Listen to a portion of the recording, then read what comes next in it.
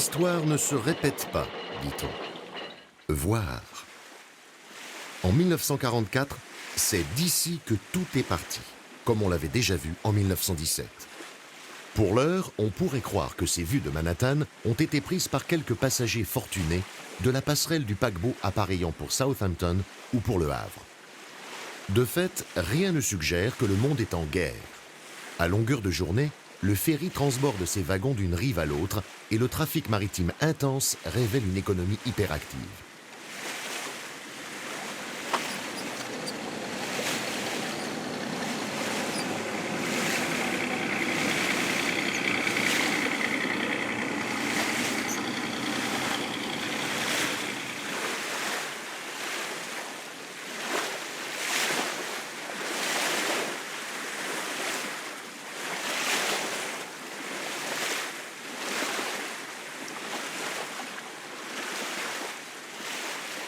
Et pourtant, ces images ont été tournées par des officiers américains en partance pour l'Ancien Monde, à bord de quelques navires hâtivement adaptés au transport de troupes.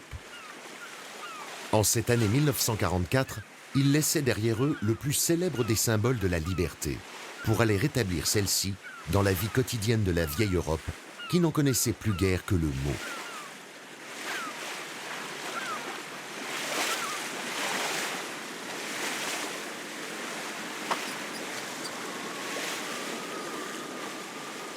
Au début de l'été, leurs camarades avaient débarqué en Normandie. Pour ceci, il s'agissait de prêter main forte aux unités qui venaient de prendre pied sur le sol de Provence.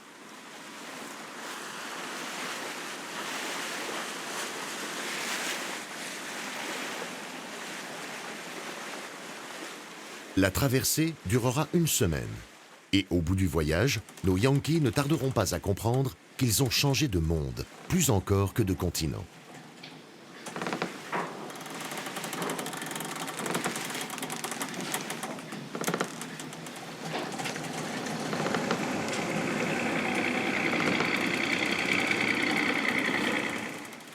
Comment ne pas remarquer, en débarquant dans la cité phocéenne, ces tramways dont les vitres cassées avaient été remplacées par des planches?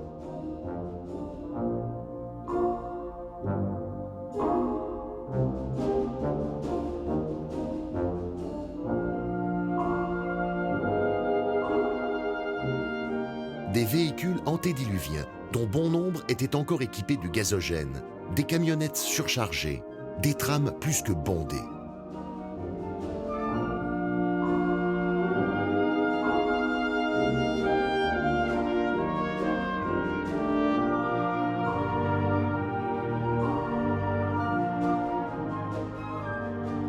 La libération ne pouvait pas instantanément mettre fin aux privations.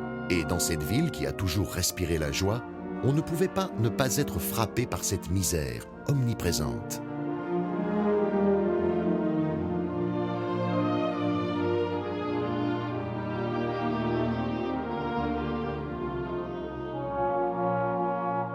Et cette impression se confirmait avec le contraste criant entre des trams hors d'âge et des véhicules militaires rutilants qui venaient de débarquer sur les quais du port.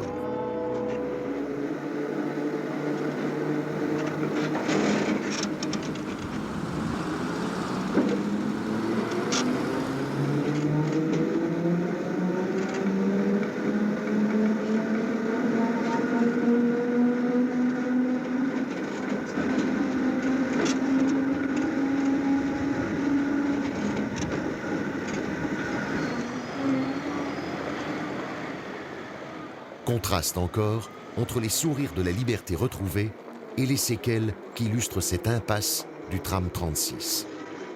Après une coupure provoquée par un bombardement, il a fallu ramener à la Joliette le terminus de cette ligne qui reliait jusqu'alors l'Estac à la Canebière.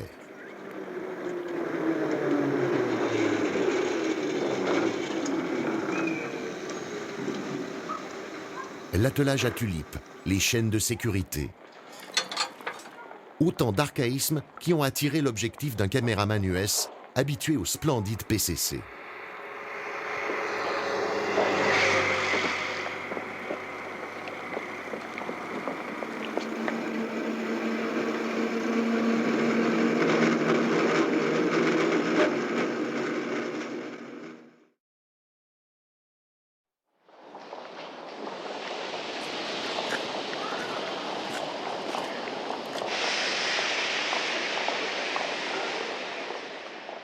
Au cours de leur première escale en France, quelques-uns ont appris à apprécier une production qu'il eût été inconvenant de rationner.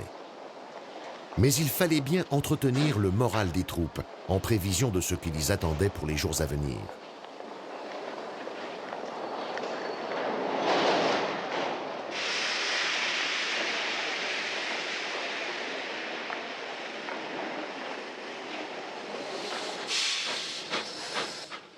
Départ pour Mannheim, dans le sillage des unités alliées qui venaient de marcher sur Lyon, Belfort et les deux rives du Rhin.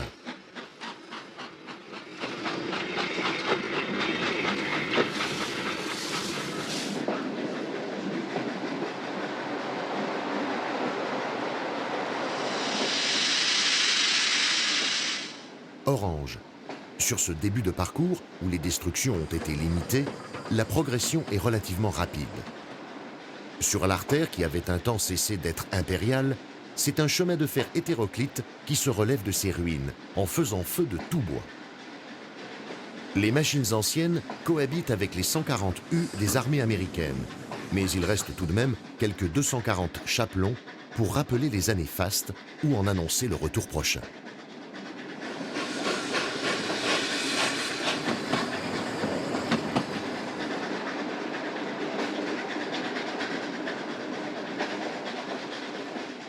À bord, aucun des hommes, quel que soit son grade, ne laisse deviner le moindre sentiment d'inquiétude. Mais ce voyage à travers une campagne française qui semble avoir été épargnée n'est qu'un répit.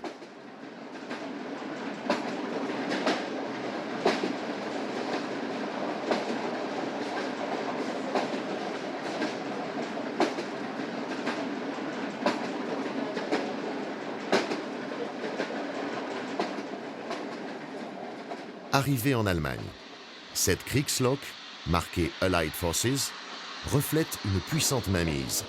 Mais le paysage ferroviaire, dévasté par les bombes, montre quel en a été le prix.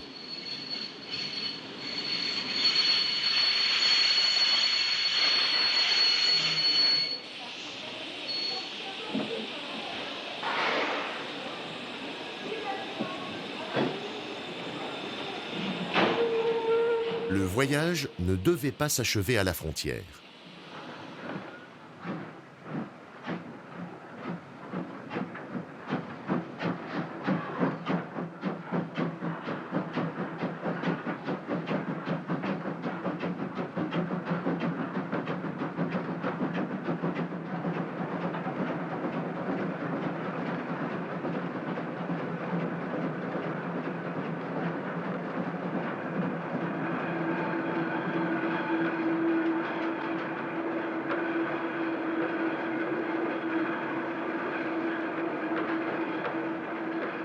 Ici, nous croisons une P8 prussienne en tenue de camouflage, avec sa rame de boîte à tonnerre.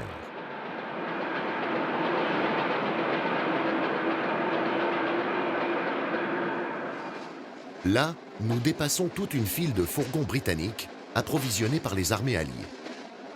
Curieux paradoxe d'un univers ferroviaire viscéralement attaché à ses particularismes nationaux, où ces côtoiements ne sont possibles que dans les circonstances où l'on croirait, justement, que toutes les communications sont interrompues.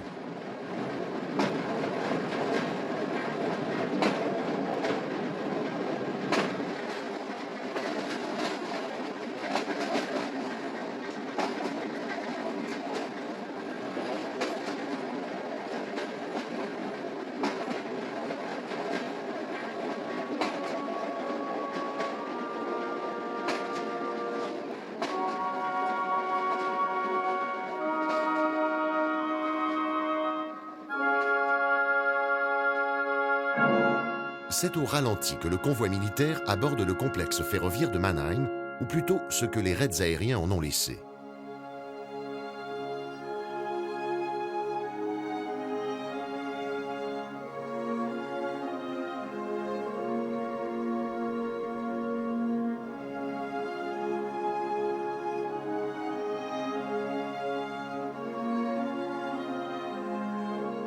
Entrée à petite vitesse et par la petite porte, sur les voies d'un obscur faisceau où tout semble figé. À l'évidence, la Reichsbahn a perdu beaucoup de sa superbe.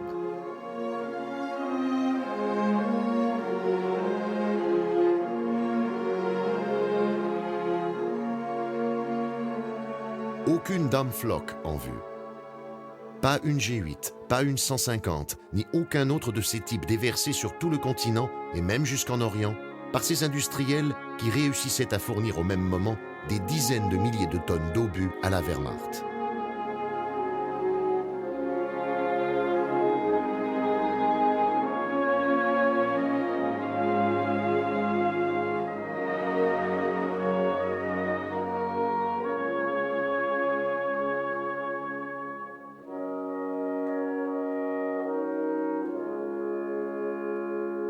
À défaut, ce sont des bébés Whitcomb du Transportation Corps qui matérialisent la présence américaine en tête du train de troupes, mais aussi face à lui aux manœuvres.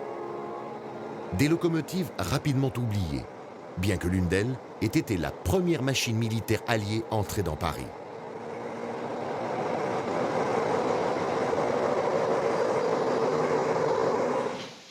Bien sûr, les nouveaux maîtres de la contrée ont mis la main sur le matériel allemand encore utilisable, tel cette BR-42.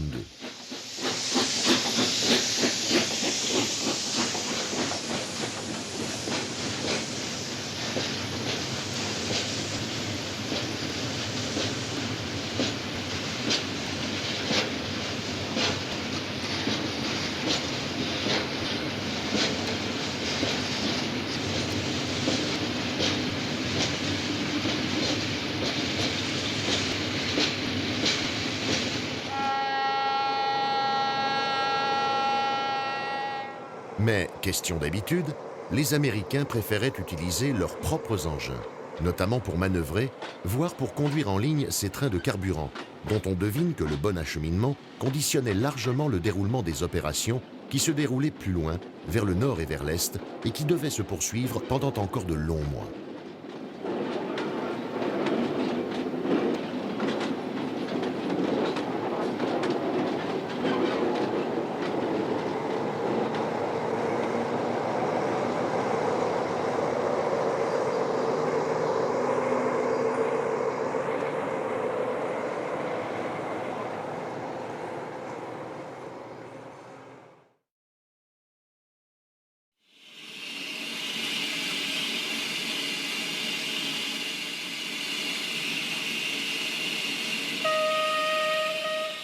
En France, sur le plan militaire, la partie n'était pas loin d'être gagnée. Nous sommes ici dans le site parisien des Batignolles, où le trafic civil commençait à reprendre ses droits.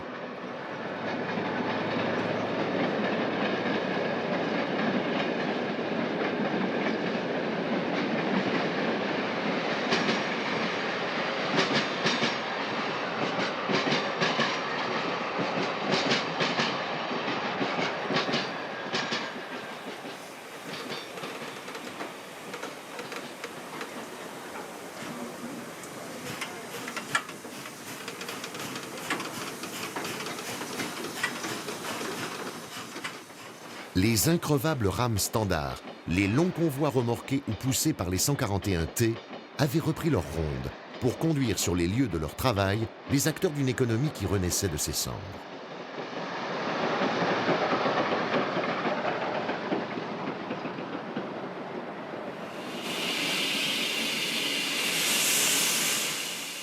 Et dans ce dépôt qui devait être beaucoup plus tard le tout dernier refuge parisien des Pacifiques, nul n'aurait pu soupçonner que l'on venait de frôler l'apocalypse.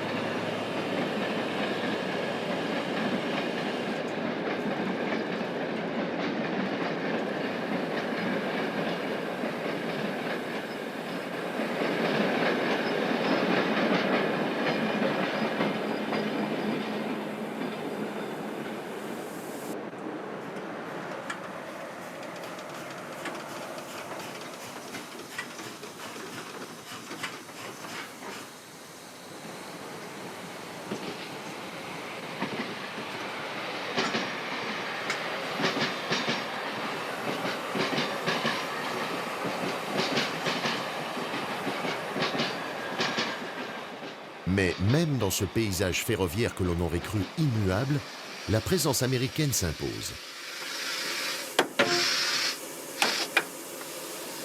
Entre un diesel Whitcomb à droite et une 030 TU à gauche, ces hommes s'affairent autour d'une 140 USA TC rutilante. Dans l'histoire du chemin de fer français, ce type de locomotive n'a fait qu'un passage éclair, mais son apport a sans doute été décisif dans le contexte de l'époque. On en a compté jusqu'à 560 en France, utilisées en grande partie pour les trains militaires reliant le port de Cherbourg au nord et à l'est du pays. Autant dire qu'elles ont assuré pour des dizaines de milliers d'hommes l'un des plus forts trafics jamais écoulés sur le réseau national, et dans des conditions vraiment délicates. La voiture dortoir, le wagon camping dans le jargon cheminot, rappelle le caractère plutôt aléatoire des services de l'époque. On savait quand on partait, mais pas quand on arriverait.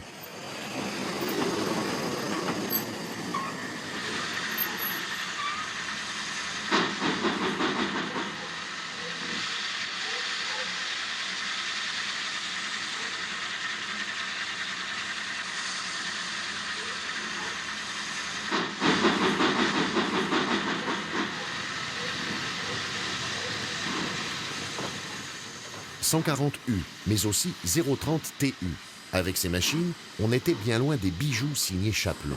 Mais sans elles, que serait-il advenu de l'avance alliée et du ravitaillement des populations civiles? Merci les ricains.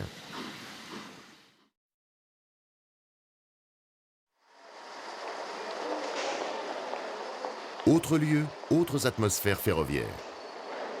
De la guerre, Bâle n'a connu que les échos, et le trafic international vient de reprendre timidement. Le modeste autorail assure le seul départ diurne vers Paris, dans un horaire qui en fait l'ancêtre de l'arbalète.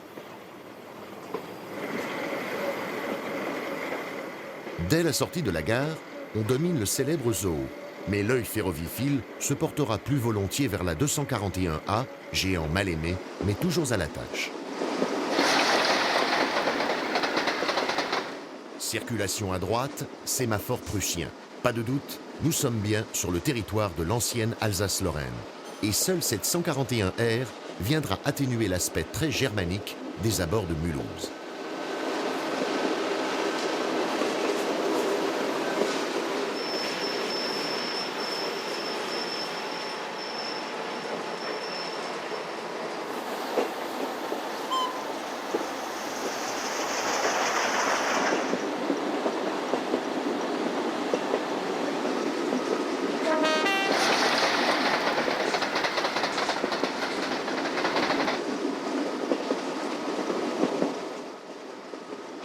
Entre Zillisheim et Montrevieux, on revient à l'ordre normal des choses, vite bousculé par un passage en voie unique temporaire, comme il en pullulait en ces temps de reconstruction.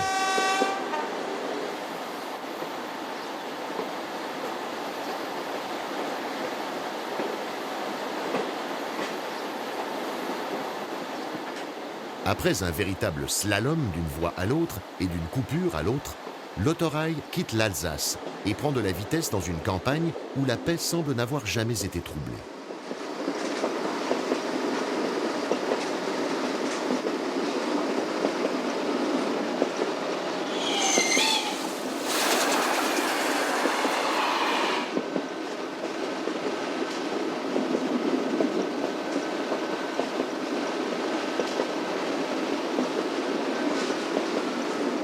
À l'approche de Belfort, les images caractéristiques de l'époque s'imposent à nouveau.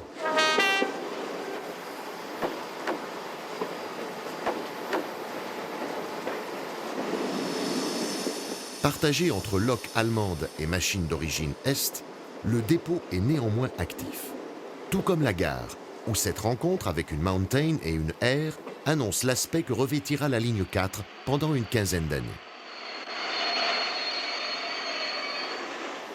Image fugitive d'une 2D2 Waterman, stationnée sur l'embranchement Alstom jusqu'à ce qu'elle puisse enfin rejoindre le sud-ouest. Mais dans la région, électrique rime avec exotique. L'autorail n'est qu'une exception à la règle. quant à l'attraction vapeur, elle n'est pas près d'être détrônée.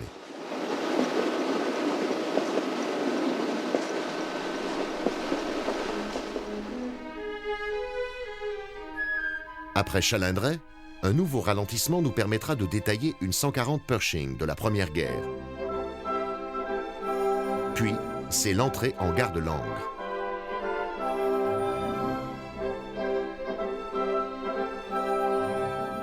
En cette année 1947, les 141R sont déjà omniprésentes, mais les grands regroupements d'engins ont à peine débuté. Bientôt, ce VH Renault quittera la région Est, appelé à devenir le fief des autorails de Dietrich.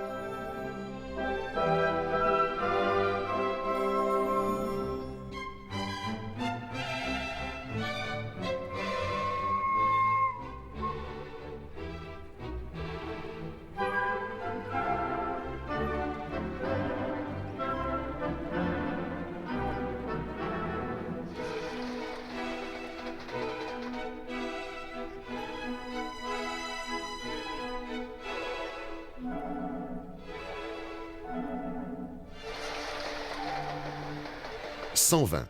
L'autorail, réservé aux porteurs d'ordre de mission et aux voyageurs munis de tickets d'appel, selon la formule consacrée, faisait bel et bien figure de train-drapeau dans cet univers ferroviaire d'un autre âge dont on a peine à croire que certaines scènes ne datent que d'un demi-siècle. En ce temps-là, les grands chantiers de voies faisaient encore appel aux Decauville.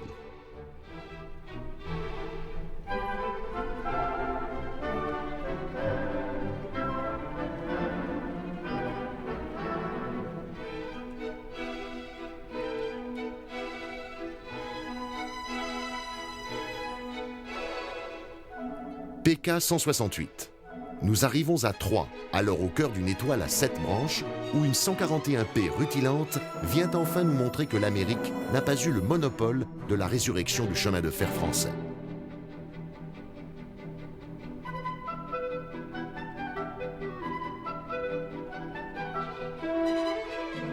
Les paysages vallonnés du plateau de Langres sont désormais derrière nous. Voici la plaine.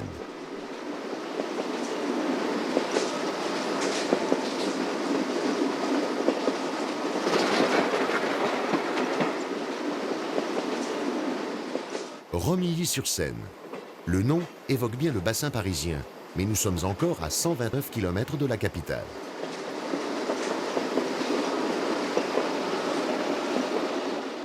Croisement de l'express 45 Paris-Mulhouse, avec sa 230 en tête d'une rame entièrement métallique.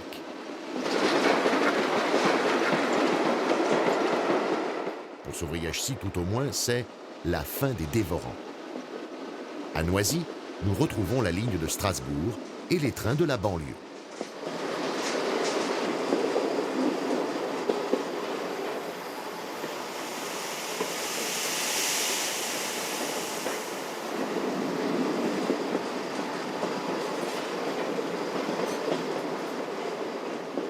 À 526 km de Bâle et 443 de Belfort, l'autorail effectue lentement les derniers tours de roue qui le séparent du butoir de la 27e des 30 voies à quai de la gare de l'Est.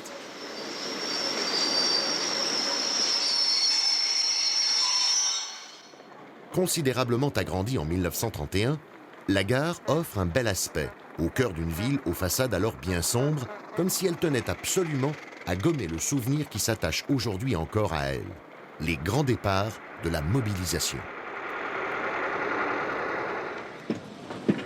Gare pour l'Allemagne et, au mieux, ses garnisons. Bien plus que tête de ligne de l'Orient Express, elle s'est montrée capable ce jour-là d'un paradoxe bien rassurant. Ce démarrage d'une rame de voitures allemandes remplie d'enfants partant en colonie de vacances.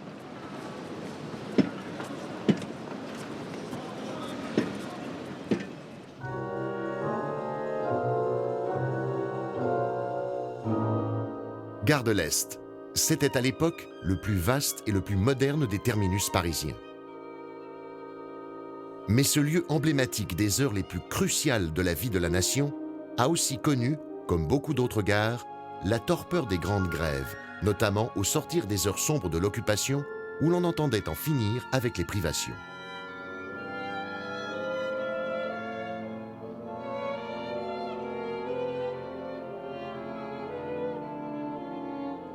Heureusement, le chemin de fer savait aussi exposer son histoire et son activité déjà intense.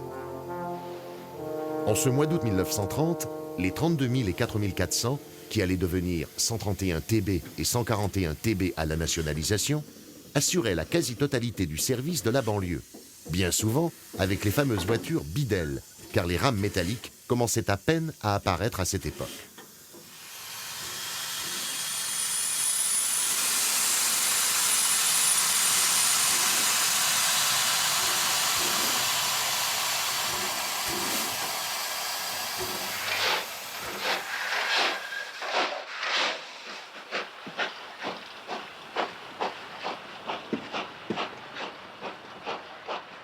Contrastant avec un matériel de banlieue déjà archaïque, les grandes lignes furent évidemment choyées.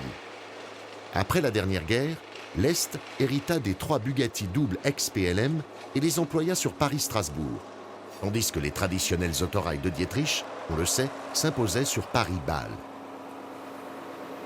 Mais les autorails n'assuraient qu'une poignée de services rapides, et l'essentiel du travail incombait pour de longues années encore à la vapeur. Les 230 étaient les plus nombreuses, mais les plus belles étaient bien les 241A, avec leurs immenses roues couplées d'1,95 m entièrement dégagées.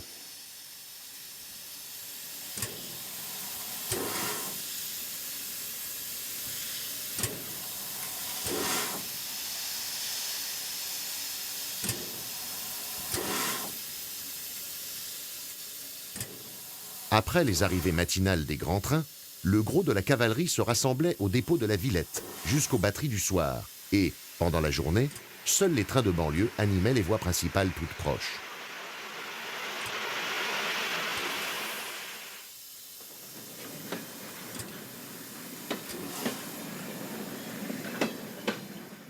Même chose à Noisy-le-Sec, quelques kilomètres plus loin.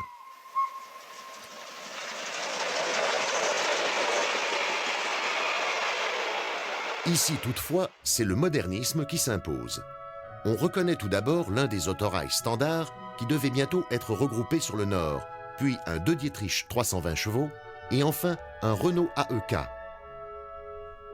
Le site, dominé par le squelette de la rotonde, victime des bombardements, abritait encore l'épave de l'une des 2 automotrices à vapeur Sentinelle, abandonnée sans avoir pratiquement assuré de service régulier. Un peu plus loin encore, le triage de verre renaissait à la vie. Inlassablement, les massives 151 TC poussaient les coupes de wagons sur la butte de débranchement.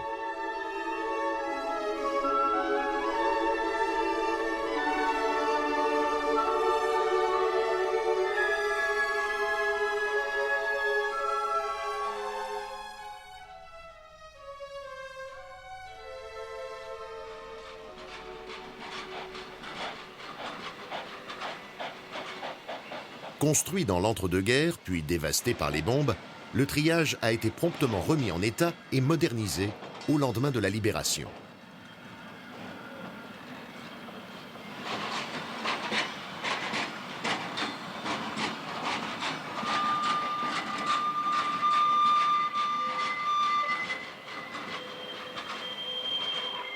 Le travail de l'enrayeur, notamment, y a été considérablement amélioré, même si l'on était encore loin, à l'époque, des freins de voie que l'on connaît aujourd'hui.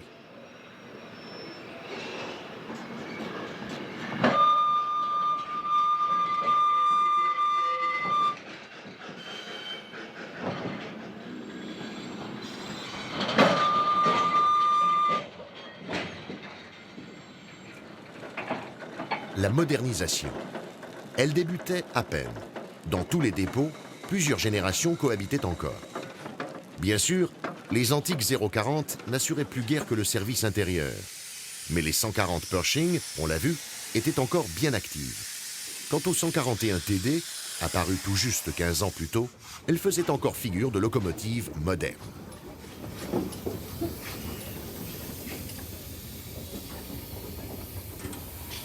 Et avec le renfort de la Crampton numéro 80, déjà préservée et appelée à devenir célèbre, le hasard d'une manœuvre nous offrait un saisissant raccourci de 3/4 de siècle d'histoire.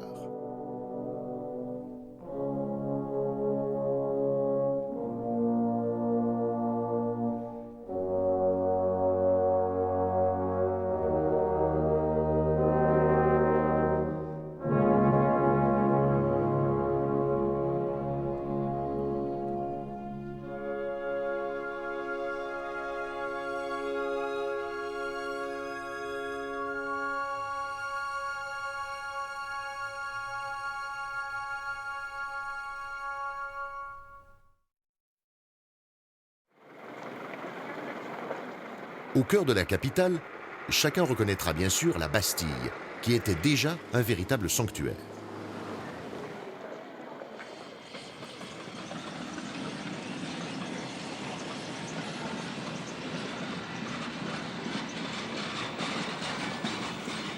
Les 131 TB assuraient alors la totalité du service de cette ligne presque isolée, avec les dernières rames de voitures Bidel qui avaient déjà totalement déserté la grande artère de l'ancienne Compagnie de l'Est.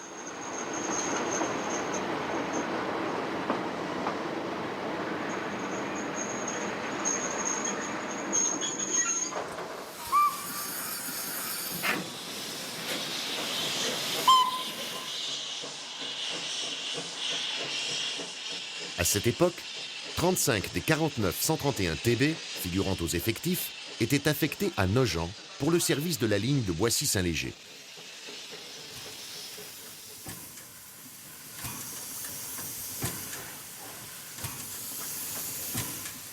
Parmi celles-ci, la 30 fut l'une des seules, et peut-être même la seule, dotée d'écrans parfumés et d'une cheminée rehaussée.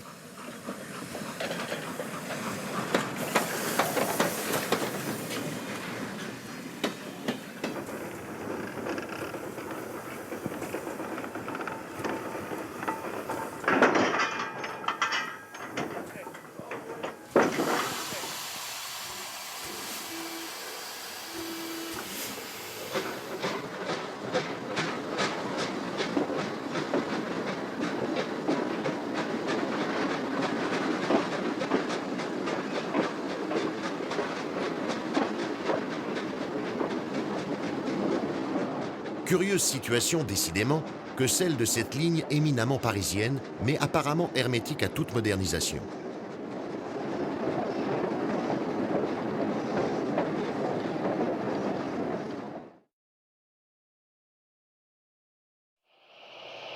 Strasbourg, début d'année 60. Les X3700 ont conforté la position dominante des autorails de Dietrich dans toute la région.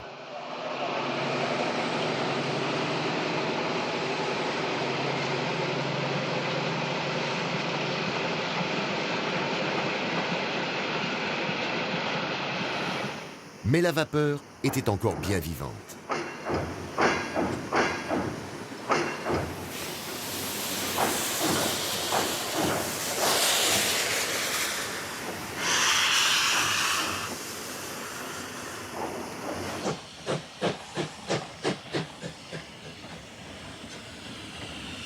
Les 140C, notamment, assuraient encore des services très fournis.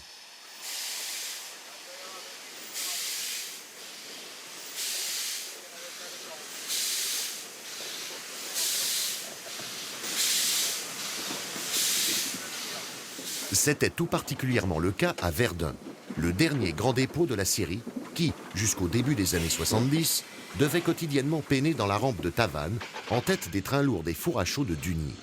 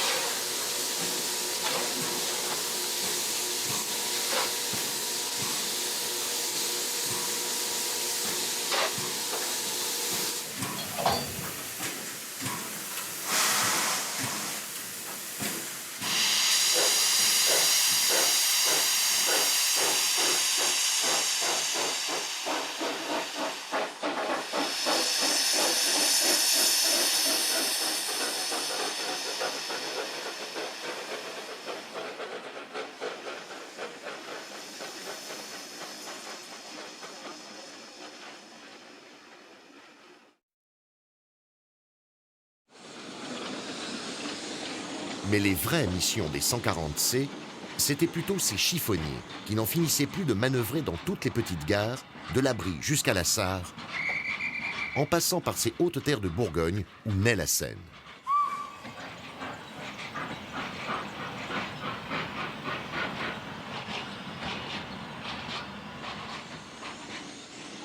Des locomotives sans gloire, un morceau de France oublié de tous.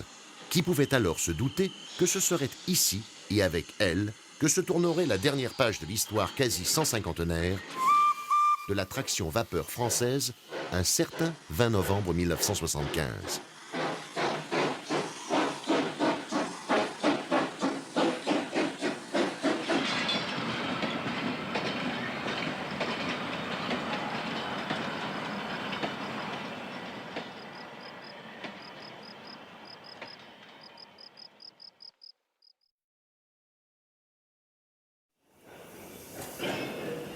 Dix ans plus tôt, en effet, nul n'osait encore imaginer la conclusion, pourtant inéluctable.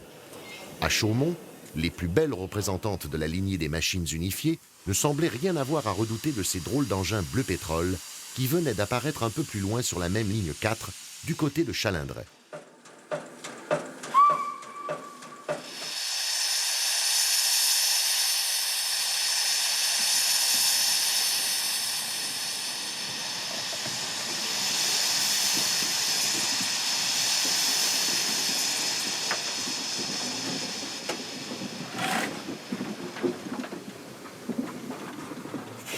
Les splendides Mountain Est venaient de s'effacer, mais toute la gamme de l'époque était encore bien présente, des 241P aux 030 TU.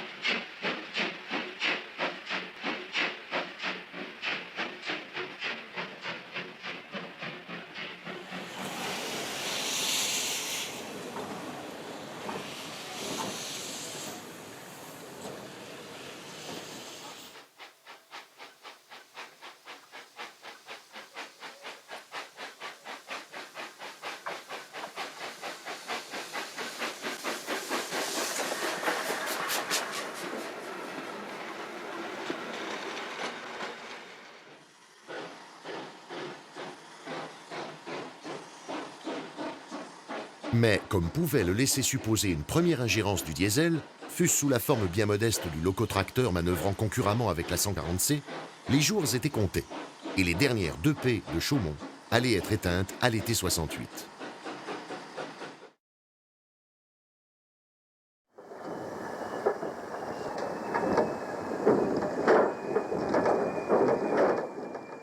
Le dépôt de Sarreguemines, lui, devait tenir jusqu'au printemps 74. Depuis bien longtemps, il avait perdu tout caractère régional, avec son parc de machines que l'on qualifiait alors de banal. 141R et 140C.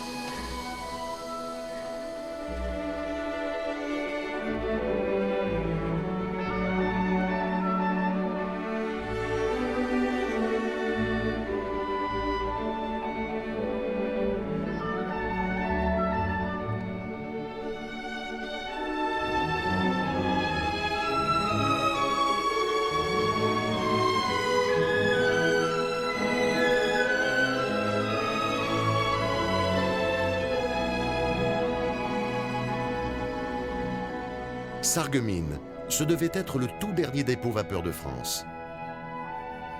Même s'il ne restait plus guère qu'une douzaine de machines à l'effectif, nous avons été nombreux, voici déjà 30 ans, à faire et à refaire le voyage pour nous imprégner encore de cette atmosphère que nous savions désormais condamnée à brève échéance.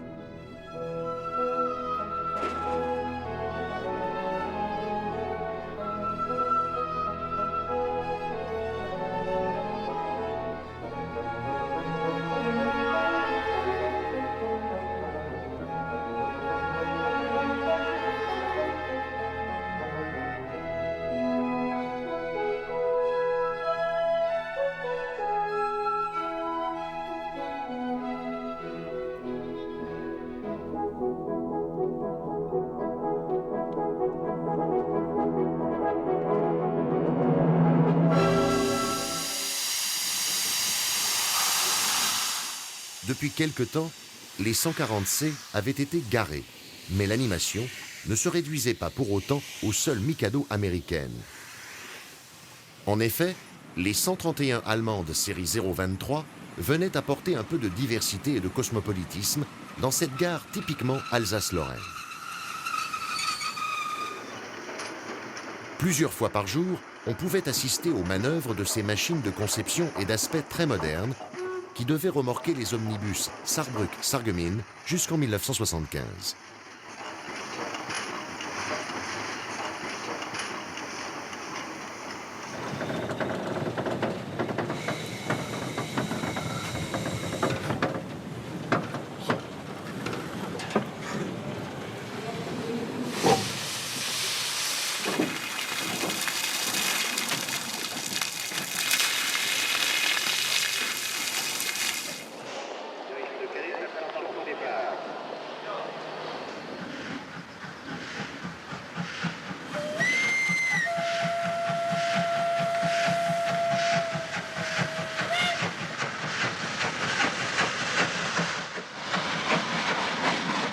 Quant au R, maintenu grâce à quelques trafics lourds, tels les trains de chaux pour le bassin lorrain, elles ont travaillé dur jusqu'à la fin.